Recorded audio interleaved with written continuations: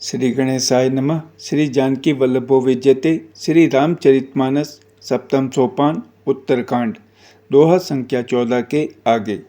हे गरुड़ जी सुनिए, यह कथा सबको पवित्र करने वाली है।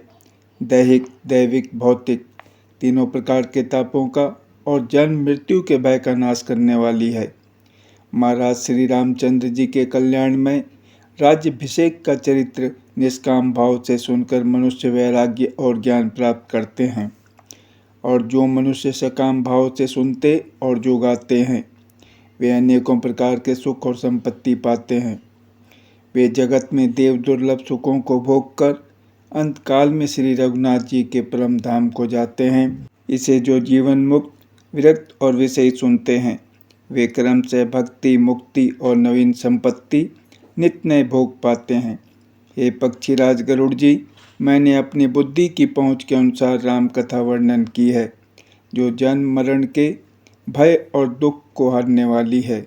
यह वैराग्य, विवेक और भक्ति को दृढ़ करने वाली है तथा मोह रूपी नदी के पार करने के लिए सुंदर नाव है। अवधपुरी में नित्य नए मंगलोत्सव होते हैं, सभी वर्गों के लोग हर्षित रहते हैं। श्री राम जी के चरण कमलों में, जिन्हें श्री शिव जी, मुनिगण और ब्रह्मा जी भी नमस्कार करते हैं, सबकी नित्य नवीन प्रीति है।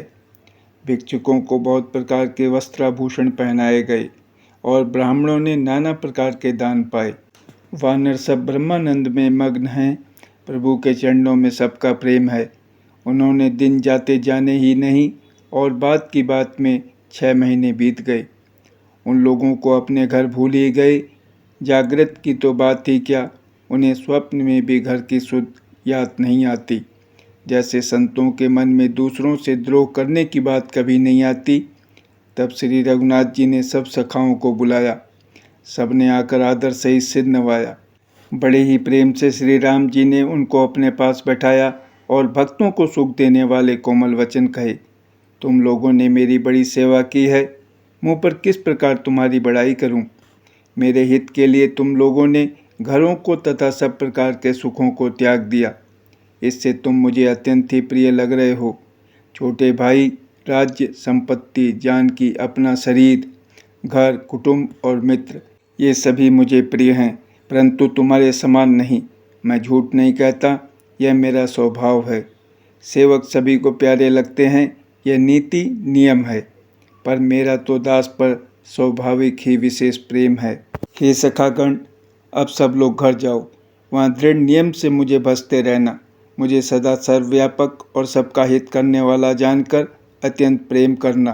प्रभु के वचन सुनकर सबके सब प्रेम मग्न हो गए। हम कौन हैं और कहाँ हैं, यह देह की सुध भी भूल गई। वे प्रभु के सामने हाथ जोड़कर टकटकी लगाए देखते ही रह गए। अत्यंत प्रेम के कारण कुछ कह नहीं सकते। प्रभु ने उनका अत्यंत प्रेम देखा, तब उन्हें अनेकों प्रकार से विशेष ज्ञान का उपदेश दिया। प्रभु के सम्मुख वे कुछ कह नहीं सकते, बार बार प्रभु के चरण कमलों को देखते हैं। तब प्रभु ने अनेक रंगों के अनुपम और सुंदर गहने कपड़े मंगवाए। सबसे पहले भरत जी ने अपने हाथ से संवार कर सुग्रीव को वस्त्राभूषण पहनाए। फिर प्रभु की प्रेरणा से लक्ष्मण जी ने विभीषण जी को गहने कपड़े पहनाए, जो श्री रघुनाथ जी के मन को बहुत ही अच्छे लगे। अंगद बैठे ही रहे, वे अपनी जगह से हिले तक नहीं। उनका उत्कट प्रेम देखकर प्रभु ने उनको नहीं बुलाया। जाम्बवान और नील आदि सबको श्री रघुनाथ जी ने स्वयं भूषण वस्त्र पहनाए। वे सब अपने हृदयों में श्री रामचंद्र जी के रूप को धारण करके उनके चरणों में मस्तक नवाकर चले। तब अंगद उठकर सिर नवाकर, नेत्रों में जल भरकर और हाथ जोड़कर अत्यंत विनम्र तथा मानो प्रेम के रस में डुबोए हुए मधुर वचन बोले। हे सर्वज्ञ, हे कृपा और सुख के समुद्र, हे दीनों पर दया करने वाले, हे आर्तों के बंधु सुनिए। हे नाथ, मरते समय मेरा पिता बाली मुझे आपकी ही गोद में डाल गया था। अतः हे भक्तों के हितकारी, अपना अशरण शरण विरत बाना याद करके मुझे त्यागिए नहीं। मेरे तो स्वामी, गुरु, पिता और माता सब कुछ आप ही हैं। आपके चरण कमलों को छोड़कर मैं कहाँ जाऊँ।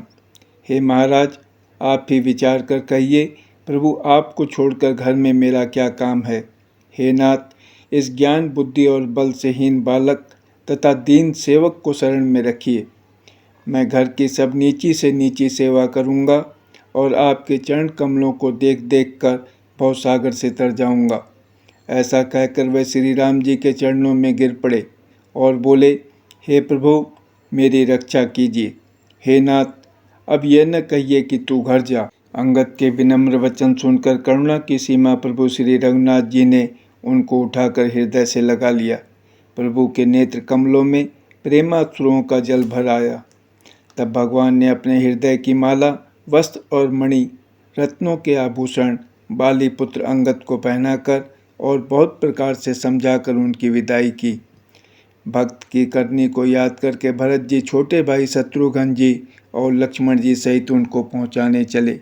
अंगद के हृदय में थोड़ा प्रेम नहीं है, अर्थात बहुत अधिक प्रेम है। वे फिर कर श्री राम जी की ओर देखते हैं और बार बार दंडवत प्रणाम करते हैं। मन में ऐसा आता है कि श्री राम जी मुझे रहने को कह दें।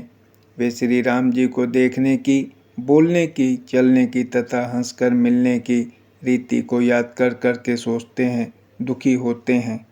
किंतु प्रभु का रुख देखकर बहुत से विनय वचन कहकर तथा हृदय में चरण कमलों को रखकर वे चले। अत्यंत आदर के साथ सब वानरों को पहुंचाकर भाइयों सहित भरत जी लौट आए। तब हनुमान जी ने सुग्रीव के चरण पकड़कर अनेक प्रकार से विनती की और कहा, हे देव, 10 कुछ दिन श्री रघुनाथ जी के चरण सेवा करके फिर मैं आकर आपके चरणों के दर्शन करूंगा। सुग्रीव ने कहा, हे पवन कुमार, तुम पुण्य की राशि हो जो भगवान ने तुमको अपनी सेवा में रख लिया। जाकर कृपाधाम श्री राम जी की सेवा करो। सब वानर ऐसा कहकर तुरंत चल पड़े। अंगद ने कहा, हे हनुमान, सुनो, मैं तुमसे हाथ जोड़कर कहता हूँ, प्रभु से मेरी दंडवत कहना और श्री रघुनाथ जी को बार बार मेरी याद कराते रहना। ऐसा कहकर बाली पुत्र अंगद चले। तब हनुमान जी लौट आए और आकर प्रभु से उनका प्रेम वर्णन किया। उसे सुनकर भगवान प्रेम मग्न हो गए। काकभूषणी जी कहते हैं, हे गरुड़ जी, श्री राम जी का चित्त वज्र से भी अत्यंत कठोर और फूल से भी अत्यंत कोमल है। तब कहिए वह किसकी समझ में आ सकता है। फिर कृपालु श्री राम जी ने निषाद राज को बुला लिया और उसे भूषण वस्त्र प्रसाद में दिए। फिर कहा, अब तुम भी घर जाओ, वहाँ मेरा स्मरण करते रहना और मन, वचन तथा कर्म से धर्म के अनुसार चलना। तुम मेरे मित्र हो और भरत के समान भाई हो। अयोध्या में सदा आते जाते रहना। यह वचन सुनते ही उसको भारी सुख उत्पन्न हुआ। नेत्रों में आनंद और प्रेम के आंसुओं का जल भरकर वह चरणों में गिर पड़ा। फिर भगवान के चरण कमलों को हृदय में रखकर वह घर आया और आकर अपने कुटुंबियों को उसने प्रभु का स्वभाव सुनाया। श्री रघुनाथ जी का यह चरित्र देखकर अवधपुरवासी बार बार कहते हैं कि सुख की राशि श्री रामचंद्र जी धन्य हैं। श्री रामचंद्र जी के राज्य पर प्रतिष्ठित होने पर तीनों लोग हर्षित हो गए। उनके सारे शोक जाते रहे, कोई किसी से वैर नहीं करता।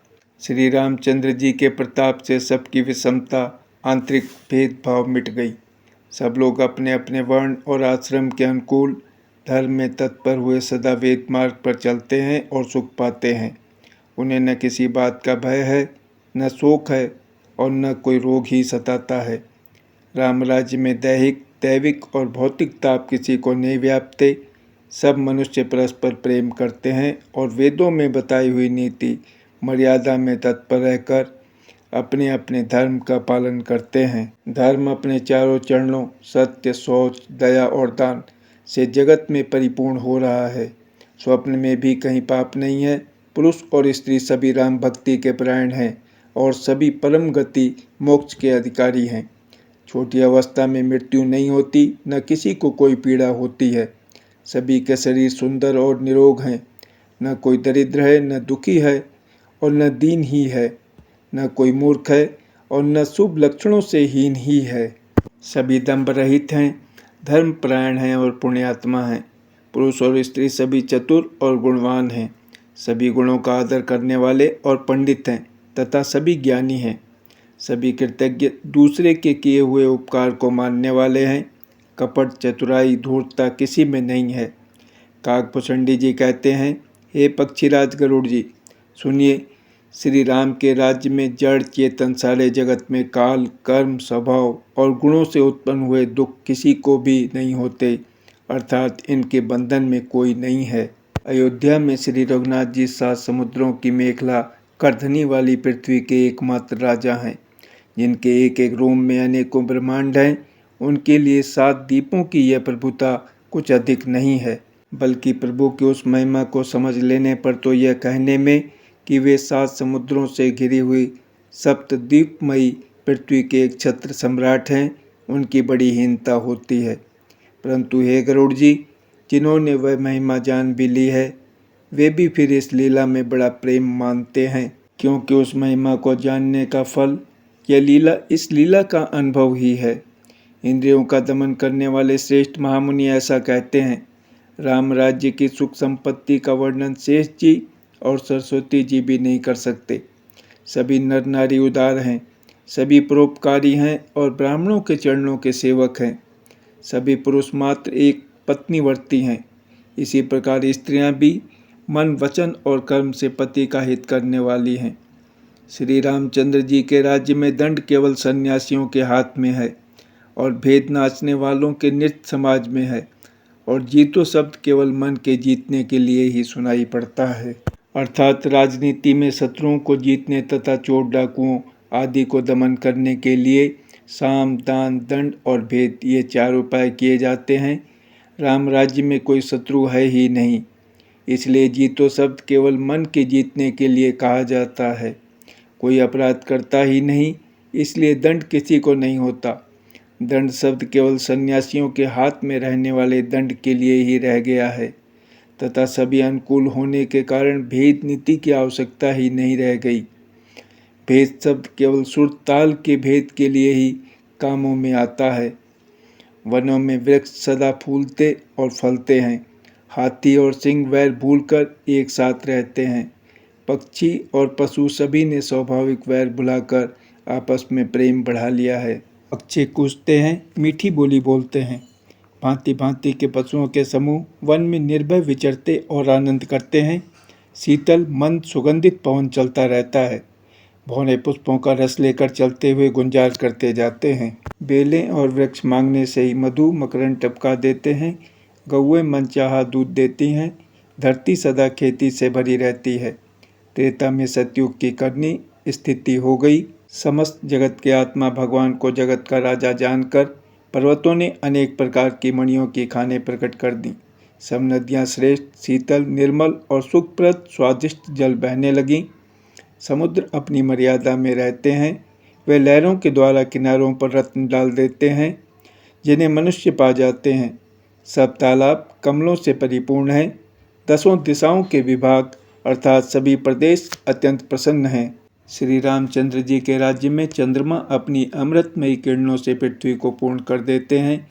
सूर्य उतना ही तपते हैं जितने की आवश्यकता होती है, और मेघ मांगने से जब जहाँ जितना चाहिए उतना ही जल देते हैं। प्रभु श्री राम जी ने करोड़ों अश्वमेघ यज्ञ किए और ब्राह्मणों को अनेकों दान दिए। श्री रामचंद्र जी वेद मार्ग के पालने वाले, धर्म की धुरी को धारण करने वाले, प्रकृति जन्य सत्व, रज और तम तीनों गुणों से अतीत और भोगों ऐश्वर्य में इंद्र के समान हैं। शोभा की खान, सुशील और विनम्र सीता जी सदा पति के अनुकूल रहती हैं। वे कृपा सागर श्री राम जी की प्रभुता महिमा को जानती हैं और मन लगाकर उनके चरण कमलों की सेवा करती हैं। यद्यपि घर में बहुत से अपार दास और दासियां हैं और वे सभी सेवा की विधि में कुशल हैं, तथापि स्वामी की सेवा का महत्व जानने वाली श्री सीता जी घर की सब सेवा अपने ही हाथों से करती हैं और श्री रामचंद्र जी की आज्ञा का अनुसरण करती हैं। कृपा सागर श्री रामचंद्र जी जिस प्रकार से सुख मानते हैं, श्री जी वही करती हैं, क्योंकि वे सेवा की विधि को जानने वाली हैं। घर में कौशल्या आदि सभी सासुओं की सीता जी सेवा करती हैं। उन्हें किसी बात का अभिमान और मत नहीं है। शिव जी कहते हैं, हे उमा, जग जननी रमा, सीता जी ब्रह्मा आदि देवताओं से वंदित और सदा आनंदित सर्वगुण संपन्न हैं। देवता जिनका कृपा कटाक्ष चाहते हैं, परंतु वे उनकी ओर देखती भी नहीं। वे लक्ष्मी जी जानकी जी अपने महामहिम स्वभाव को छोड़कर श्री रामचंद्र जी के चरणारविंद में प्रीति करती हैं। सब भाई अनुकूल रहकर उनकी सेवा करते हैं। श्री राम जी के चरणों में उनकी अत्यंत अधिक प्रीति है। वे सदा प्रभु का मुखारविंद ही देखते रहते हैं कि कृपालु श्री राम जी कभी हमें कुछ सेवा करने को कहें। श्री रामचंद्र जी भी भाइयों पर प्रेम करते हैं और उन्हें नाना प्रकार की नीतियाँ सिखलाते हैं। नगर के लोग हर्षित रहते हैं और सब प्रकार के देव दुर्लभ देवताओं को भी कठिनता से प्राप्त होने योग्य भोग भोगते हैं। वे दिन रात ब्रह्मा जी को मनाते रहते हैं और उनसे श्री रघुवीर के चरणों में प्रीति चाहते हैं। सीता जी के लव और कुश ये 2 पुत्र उत्पन्न हुए जिनका वेद पुराणों ने वर्णन किया है। वे दोनों ही विजयी विख्यात योद्धा, नम्र और गुणों के धाम हैं और अत्यंत सुंदर हैं, मानो श्री हरि के प्रतिबिंब ही हों। 2 पुत्र सभी भाइयों के हुए जो बड़े ही सुंदर, गुणवान और सुशील थे, जो बौद्धिक ज्ञान, वाणी और इंद्रियों से परे और अजन्मा है तथा माया, मन और गुणों के परे है।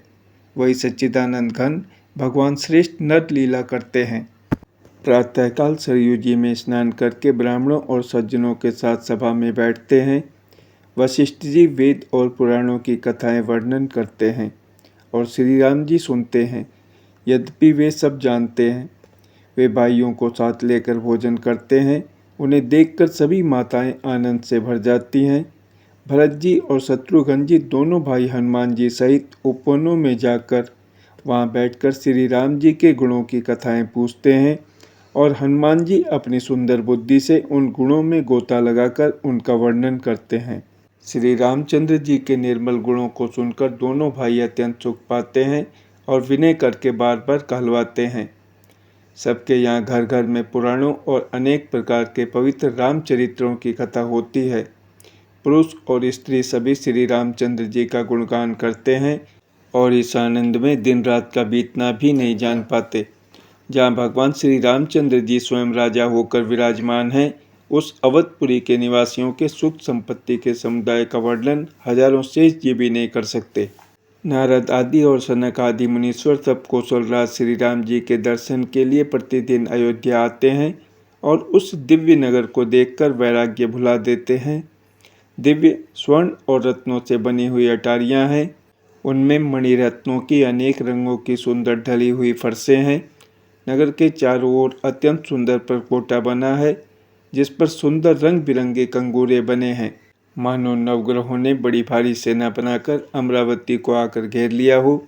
पृथ्वी सड़कों पर अनेकों रंगों के दिव्य कांचों रत्नों की गच बनाई डाली गई है, जिसे देखकर श्रेष्ठ मुनियों के भी मन नाच उठते हैं। उज्ज्वल महल ऊपर आकाश को चूम छू रहे हैं। महलों पर के कलश अपने दिव्य प्रकाश से मानो सूर्य चंद्रमा के प्रकाश की भी निंदा तिरस्कार करते हैं। महलों में बहुत सी मणियों से रचे हुए झरोखे सुशोभित हैं और घर घर में मणियों के दीपक शोभा पा रहे हैं। घरों में मणियों के दीपक शोभा दे रहे हैं। मूंगों की बनी हुई देहलियां चमक रही हैं। मणियों रत्नों के खंभे हैं। मरकत मणियों पन्नों से जड़ी हुई सोने की दीवारें ऐसी सुंदर हैं मानो ब्रह्मा ने खास तौर से बनाई हो। महल सुंदर, मनोहर और विशाल है। उनमें सुंदर स्फटिक के आंगन बने हैं। प्रत्येक द्वार पर बहुत से खरादे हुए हीरों से जड़े हुए सोने के किवाड़ हैं। घर घर में सुंदर चित्रशालाएं हैं, जिनमें श्री राम जी के चरित्र बड़ी सुंदरता के साथ संवार कर अंकित किए हुए हैं। जिन्हें मुनि देखते हैं तो वे उनके भी चित्त को चुरा लेते हैं। सभी लोगों ने भिन्न भिन्न प्रकार के पुष्पों की वाटिकाएं यत्न करके लगा रखी है, जिनमें बहुत जातियों की सुंदर और ललित लताएं सदा वसंत की तरह फूलती रहती हैं। भौरे मनोहर स्वर से गुंजार करते हैं। सदा तीनों प्रकार की सुंदर वायु बहती रहती है। बालकों ने बहुत से पक्षी पाल रखे हैं, जो मधुर बोली बोलते हैं और उड़ने में सुंदर लगते हैं। मोर, हंस, सारस और कबूतर घरों के ऊपर बड़ी ही शोभा पाते हैं। वे पक्षी मणियों की दीवारों में और छत में जहाँ तहाँ अपनी परछाई देखकर वहाँ दूसरे पक्षी समझकर बहुत प्रकार से मधुर बोली बोलते और नृत्य करते हैं। बालक तोता मैना को पढ़ाते हैं कि कहो राम रघुपति जनपालक, राजद्वार सब प्रकार से सुंदर है। गलियां, चौराहे और बाजार से भी सुंदर हैं। सुंदर बाजार है जो वर्णन करते नहीं बनता। वहाँ वस्तुएं बिना ही मूल्य मिलती हैं। जहाँ स्वयं लक्ष्मीपति राजा हों, वहाँ की संपत्ति का वर्णन कैसे किया जाए। बजाज कपड़े का व्यापार करने वाले, शराब, रुपए पैसे का लेन देन करने वाले आदि वाणिक व्यापारी बैठे हुए ऐसे जान पड़ते हैं मानो अनेक कुबेर हों। स्त्री, पुरुष, बच्चे और बूढ़े जो भी हैं, सभी सुखी, सदाचारी और सुंदर हैं। नगर के उत्तर दिशा में सरयू जी बह रही हैं, जिनका जल निर्मल और गहरा है। मनोहर घाट बंधे हुए हैं, किनारे पर जरा भी कीचड़ नहीं है। अलग कुछ दूरी पर वह सुंदर घाट है जहाँ घोड़ों और हाथियों के ठट के ठट जल पिया करते हैं। पानी भरने के लिए बहुत से जनाने घाट हैं जो बड़े ही मनोहर हैं। वहाँ पुरुष स्नान नहीं करते। राजघाट सब प्रकार से सुंदर और श्रेष्ठ है, जहाँ चारों वर्णों के पुरुष स्नान करते हैं। सरयू जी के किनारे किनारे देवताओं के मंदिर हैं, जिनके चारों ओर सुंदर उपवन बगीचे हैं। नदी के किनारे कहीं कहीं विरक्त और ज्ञानपरायण मुनि और सन्यासी निवास करते हैं। सरयू जी के किनारे किनारे सुंदर तुलसी जी के झुंड बहुत से पेड़ मुनियों ने लगा रखे हैं। नगर की शोभा तो कुछ कही नहीं जाती। नगर के बाहर भी परम सुंदरता है। श्री अयोध्यापुरी के दर्शन करते ही संपूर्ण पाप भाग जाते हैं। वहाँ वन, उपवन, बावलियाँ और तालाब सुशोभित हैं। अनुपम बावलियाँ, तालाब और मनोहर तथा विशाल कुएं शोभा दे रहे हैं, जिनकी सुंदर रत्नों की सीढ़ियाँ और निर्मल जल देखकर देवता और मुनि तक मोहित हो जाते हैं। तालाबों में अनेक रंगों के कमल खिल रहे हैं। अनेकों पक्षी कूद रहे हैं और भौरे गुंजार कर रहे हैं। परम रमणीय बगीचे कोयल आदि पक्षियों की सुंदर बोली से मानो राह चलने वालों को बुला रहे हैं। स्वयं लक्ष्मीपति भगवान जहाँ राजा हों, उस नगर का कहीं वर्णन किया जा सकता है। अणिमा आदि 8 सिद्धियाँ और समस्त सुख संपत्तियाँ अयोध्या में छा रही हैं। लोग जहाँ तहाँ श्री रघुनाथ जी के गुण गाते हैं और बैठकर एक दूसरे को यही सीख देते हैं कि शरणागत का पालन करने वाले श्री राम जी को भजो। शोभाशील रूप और गुणों के धाम श्री रघुनाथ जी को भजो। कमल नयन और सांवले शरीर वाले को भजो। पलक जिस प्रकार नेत्रों की रक्षा करते हैं, उसी प्रकार अपने सेवकों की रक्षा करने वाले को भजो। सुंदर बाण, धनुष और तरकस धारण करने वाले को भजो। संत रूपी कमलवन के खिलाने के लिए सूर्य रूप रणधीर श्री राम जी को भजो। काल रूपी भयानक सर्प के भक्षण करने वाले श्री राम रूप गरुड़ जी को भजो। निष्काम भाव से प्रणाम करते ही ममता का नाश कर देने वाले श्री राम जी को भजो। लोभ मोह रूपी हरिणों के समूह के नाश करने वाले श्री राम रूप किरात को भजो। कामदेव रूपी हाथी के लिए सिंह रूप तथा सेवकों को सुख देने वाले श्री राम को भजो। संशय और शोक रूपी घने अंधकार के नाश करने वाले श्री राम रूप सूर्य को भजो। राक्षस रूपी घने वन को जलाने वाले श्री राम रूप अग्नि को भजो। जन्म मृत्यु के भय को नाश करने वाले श्री जानकी जी समेत श्री रघुवीर को क्यों नहीं भजते। बहुत सी वासनाओं रूपी मच्छरों को नाश करने वाले श्री राम रूप हेमराशि बर्फ के ढेर को भजो। नित्य एक रस, अजन्मा और अविनाशी श्री रघुनाथ जी को भजो।